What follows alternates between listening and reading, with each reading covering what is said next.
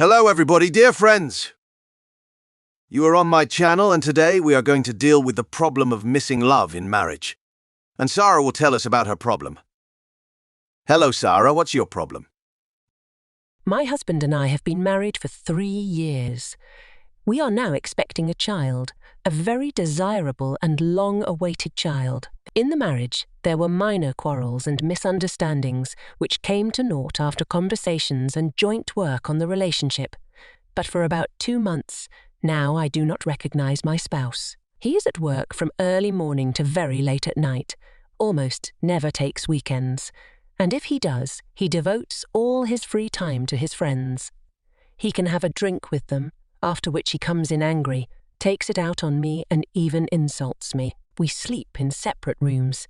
Any of my attempts to talk, to find out the reason for such behavior or to make peace with him end miserably. At the last conversation, my spouse reminded me of my past, which he could not accept, and said that for a year he has no feelings for me and does not love me. Said he would not divorce because of our future child. I'm hurt. He has changed beyond recognition. He doesn't like it if I touch him or hug him. It's really hard. I don't know what to do because I love him very much. Rejection, neglect, and even more so the words that feelings have passed, spoken by a loved one, can feel very painful and hurt to the core. Especially given the fact of your vulnerability in connection with the expectation of a child. In this period, a woman especially needs calmness, care, and confidence in the future. It is important to allow yourself any feelings you have. You have the right to experience and live them.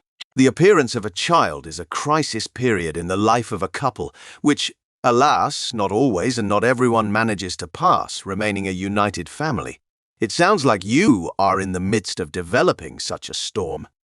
From the description of your spouse's behavior, we can assume that his coping strategy is avoidance of spending time away from home, suppressing feelings, not talking, and then snapping, and shifting blame, bringing up something from the past. Guilt that is hard to bear is also evidenced by a sense of obligation that makes a spouse not ready to divorce. So what can you focus on in this situation? First of all, it's important to determine what you can influence and what you can't. In psychology, this is called locus of control.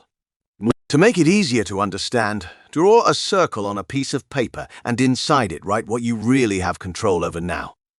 It is important to internally agree with the fact that some things now have no influence, for example, on the feelings of your husband to you, but perhaps you will be able at this stage to agree on the division of responsibilities for co-parenting. Things that are beyond your influence can be written out of the circle. If your spouse is willing to talk, seeing a marriage counselor can be helpful. Sometimes the words that cannot be said in private with each other begin to sound in the office at the specialist. If constructive communication is impossible, it is likely to have to go through the stages of acceptance of the current situation. Usually these are stages of denial, anger, internal bargaining, and depressed feelings. If you have loved ones or professionals with whom you could share your experiences, it would be good to ask them for support. If not, try spilling out the feelings that come up, for example, in the format of a diary. You can do this as spontaneous writing, or you can do it in a more structured way, in particular, by making a table of 4 columns. Situation, what happened? Thoughts, how you interpreted it. Feelings, resentment, anger, anxiety. Subsequent actions, what was your reaction? By writing down the situations that trigger your emotions and analyzing them in this way, you will be able, first, to see what stage of acceptance you are in, and second, to work with your own psychological state in a more targeted way. For example, if your most frequent emotion is anxiety, cognitive behavioral therapy techniques will help. I recommend Robert Leahy's book, Freedom from Anxiety. If loneliness, then a friendly, kindred shoulder, or communication with other pregnant women, young moms will help. If anger, then the expression of internal tension verbally, moderate physical activity if it is allowed to you. The very fact of naming, writing out emotions is also therapeutic. Focusing on your area of influence will keep you resilient in the months ahead. Right now, while you're expecting a baby, this is most important. Planning for the future in small steps will be helpful, as there are too many unknowns in the current moment for long-term decisions. To do this, you can try to perceive your life as if from above, where what is happening is a challenging moment, but your whole journey is much bigger than the current situation, which means there will be other times. In Japanese, there is a word called fushim, which means knot on a bamboo shoot. So in our destiny, sometimes there are very unpleasant knots, but nevertheless, our growth continues despite everything.